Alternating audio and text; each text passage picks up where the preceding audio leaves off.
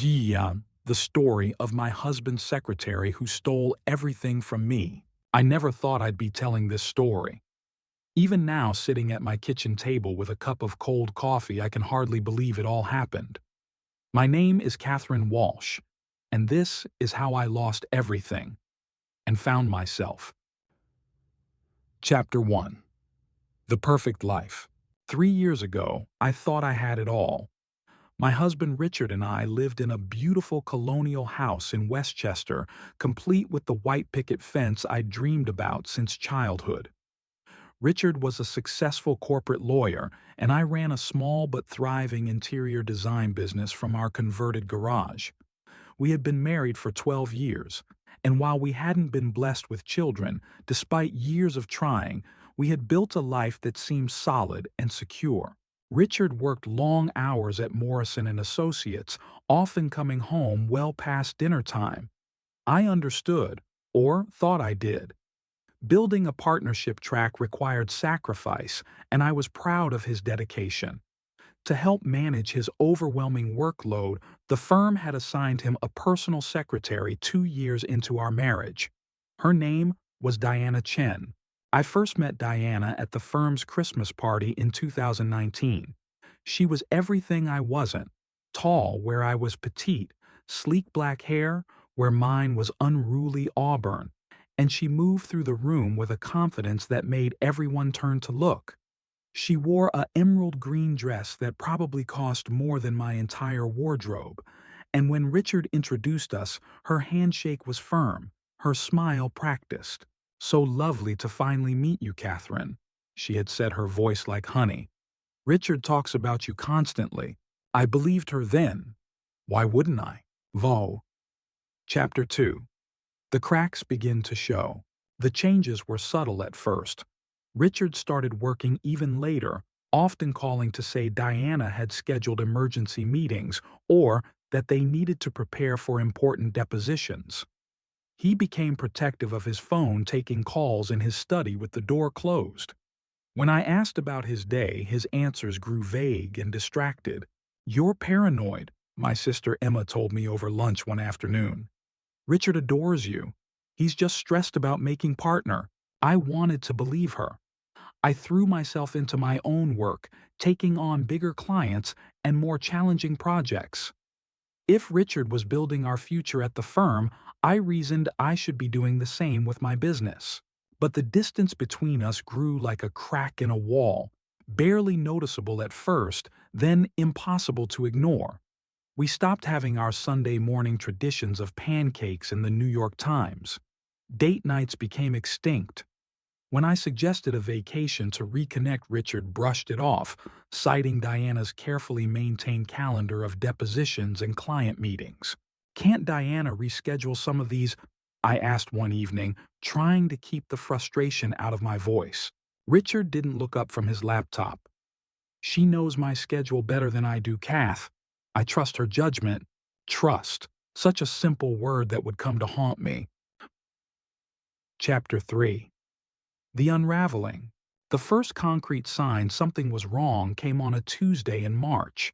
I had finished a project early and decided to surprise Richard with lunch at his office. I knew Diana would probably disapprove. She guarded his schedule like a dragon hoarding gold. But I missed my husband. The receptionist at Morrison and Associates smiled when she saw me. "Mrs. Walsh, it's been ages. Go right up. Mr. Walsh is in his office." But when I reached the executive floor, Diana's desk sat empty. Richard's office door was closed, and through the frosted glass I could see two silhouettes standing very close together. Too close. I knocked my heart hammering against my ribs. There was a flurry of movement before Richard opened the door, his tie askew, Diana behind him, smoothing her skirt. "Kath, what are you doing here?" His smile was too bright, too forced. "I brought lunch," I said, holding up the bag from his favorite deli like a peace offering. "I thought we could eat together." "I'm so sorry, Mrs. Walsh." Diana interjected, her voice professional but her lipstick slightly smudged. "Mr. Walsh has a conference call in 5 minutes. I was just briefing him on the Patterson case." I looked between them, 1,000 questions burning in my throat, but I simply nodded, handed Richard the bag, and left. The elevator ride down felt endless. Chapter 4. The Investigation. That night, I did something I'd never done before. I looked through Richard's things. While he showered, I scrolled through our joint credit card statements on my laptop. What I found made my blood run cold. Charges at restaurants I'd never been to. Hotel bookings in the city when Richard was supposedly at client dinners. Jewelry purchases from Tiffany's that had never made their way to me. And all of them matched dates when Richard had worked late with Diana. But it was worse than just an affair. As I dug deeper, I found withdrawals from our joint savings account. Small amounts at first, then larger ones. Money transferred to accounts I didn't recognize. Our retirement fund, which should have held over $200, $1,000, had been slowly drained to less than $50,000. My hands shook as I printed everything out, creating a paper trail of betrayal. When Richard emerged from the bathroom, I was sitting on our bed, surrounded by evidence. "We need to talk," I said. Chapter 5. The Confrontation. Richard's face went through a series of transformations. Surprise, guilt, anger, and finally a cold resignation I'd never seen before. "How long?" I asked, my voice surprisingly steady. He sat down heavily in the chair by our dresser. 2 years. 2 years. 2 years of lies, of late nights, of my husband building a secret life with his secretary while I believed in our marriage. And the money? This is where Richard's story became even more twisted. It started with Diana suggesting investments, cryptocurrency startup companies, ventures that promised quick returns. Richard, wanting to impress her, wanting to prove he was more than just another lawyer, had given her access to our accounts to manage these investments. She said she had experience, he mumbled. Her previous boss had made millions following her advice. And you believed her? I couldn't keep the incredulity out of my voice. You gave her access to our life savings. The truth was worse than I imagined. Diana hadn't just taken our money. She'd been systematically documenting our assets, learning about my business, even accessing my client lists through Richard's home computer. She'd been playing a long game, and we were the marks. Chapter 6. The Disappearance. By morning, Diana Chen had vanished.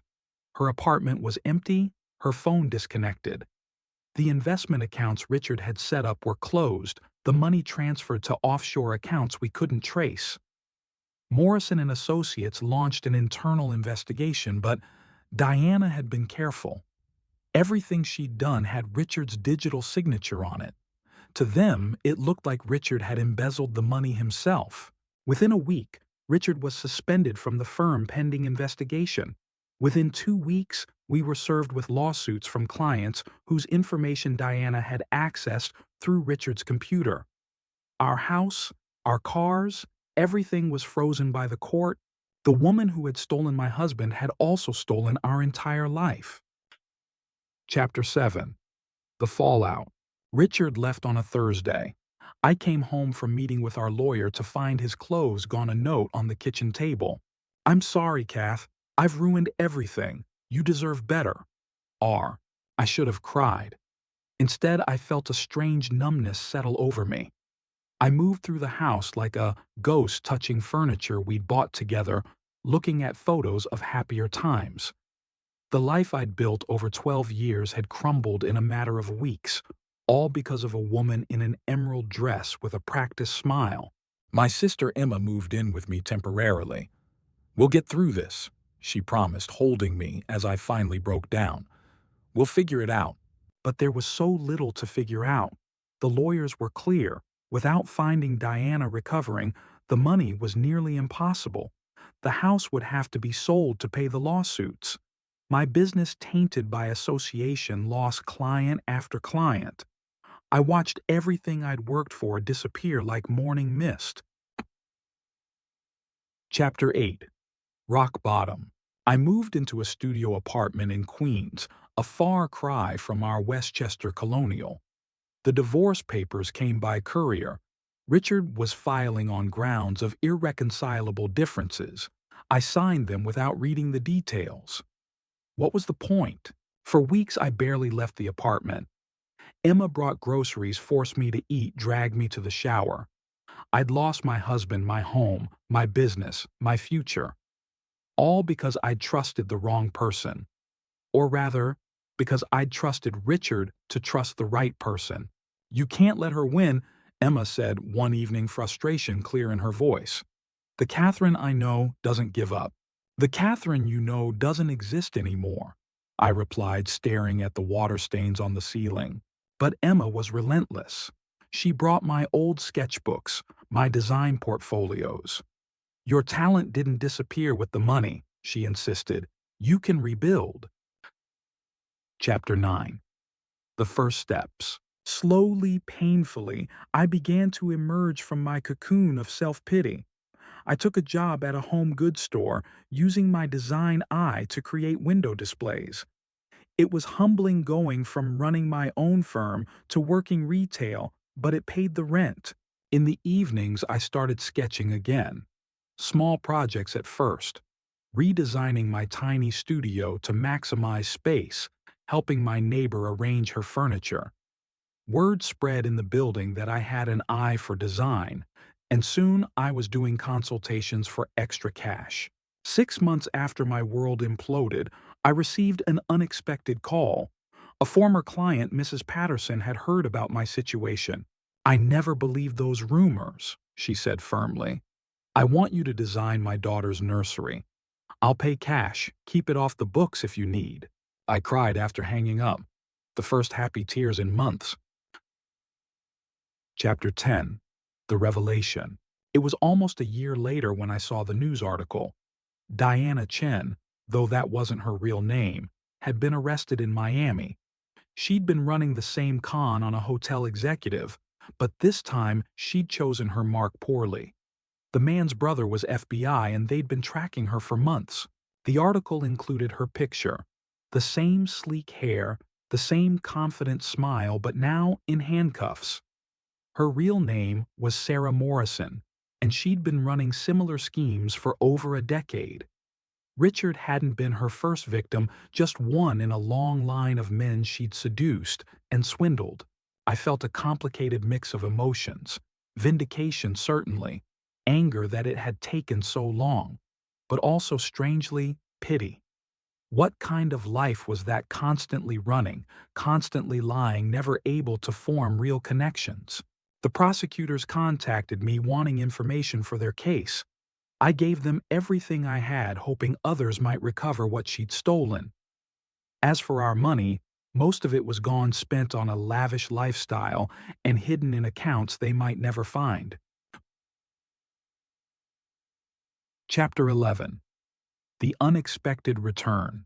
Richard showed up at my door on a rainy Wednesday evening 18 months after he'd left. He looked older, grayer, diminished somehow. I heard about the arrest, he said, not meeting my eyes. I wanted to apologize. I let him in more out of curiosity than kindness. He sat on my second-hand couch looking around the small space that was now my home. I destroyed us, he said simply. I destroyed everything we built because I was a fool. Yes, I agreed. You did. He flinched but continued. I'm in therapy now, trying to understand why I threw away the best thing in my life for a fantasy. We talked for 2 hours. He was working as a contract attorney, now the partnership dream's long dead. He lived in a studio not much bigger than mine. Diana, Sarah, had taken him for everything, but worse, she'd taken his sense of self. When he left, he paused at the door. I know I have no right to ask, but do you think, could we ever— No, I said gently but firmly. That Catherine, that life, that trust, it's all gone, Richard. I'm someone different now. He nodded, understanding in his eyes, and left. I never saw him again. Chapter 12. Rising from the Ashes. 2 years after losing everything, I stood in my new design studio, small but mine. Mrs. Patterson's nursery had led to her friend's kitchen, which led to another project, then another. I'd rebuilt my business contact room by room. Emma helped me celebrate the studio opening with champagne and takeout Chinese. "I'm proud of you," she said, clinking her glass against mine. "You didn't let her win." I thought about that as I looked around the space I'd created from nothing. Diana, Sarah, had taken my money, my husband, my home. But she hadn't taken my talent, my determination, or my ability to trust again, though that last one had taken the longest to rebuild. My new life looked nothing like my old one. Gone was the colonial house with its white picket fence.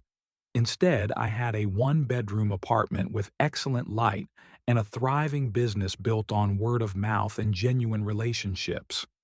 I dated occasionally, but wasn't looking for another Richard. I'd learned to find completeness in myself rather than in another person or a shared bank account. Chapter 13. The Lessons Learned. As I write this story now, 5 years after that December when I met Diana Chen at a Christmas party, I've learned things I wish I'd known then. I've learned that trust should be earned, not given freely. That when someone shows you who they are through actions, not words, you should believe them. I've learned that losing everything isn't the end of the world, though it feels like it at the time. Sometimes it's a chance to rebuild something better, stronger, more authentically yours. Most importantly, I've learned that no one can steal your essence, your talents, your resilience, your capacity to begin again. They can take material things, even relationships, but they can't take the core of who you are. Natter now, epilogue, moving forward. Last month I received a letter from the federal prosecutor's office. Sarah Morrison had been sentenced to 15 years in federal prison. Some of her victims had recovered portions of their money, though most like me had not. But the letter brought closure of a sort. I kept the letter for a day, then threw it away. Sarah Morrison, Diana Chen, was part of my past, not my present or future. She'd been the catalyst for the destruction of my old life, but I'd been the architect of my new one, my design firm, Phoenix Interiors. Emma's suggestion, a bit on the nose but fitting now, employs 3 other designers. We specialize in helping people redesign their lives along with their spaces. Divorcees, empty nesters, anyone starting over. I understand my clients in a way I never could have before. Sometimes when I'm working late in my studio, I think about the woman I was, trusting, naive, defined by my relationship with Richard. I don't miss her exactly, but I'm grateful for her existence. Without her, I wouldn't have become who I am now. Diana Chen stole everything from me, but in doing so, she inadvertently gave me the chance to discover that I already had everything I needed within myself. The money, the house, even the marriage. They were just external trappings. The real treasure was something no secretary, no matter how cunning, could ever steal. My name is Catherine Walsh. This was the story of how I lost everything and found myself. And honestly, I wouldn't change a thing. The end.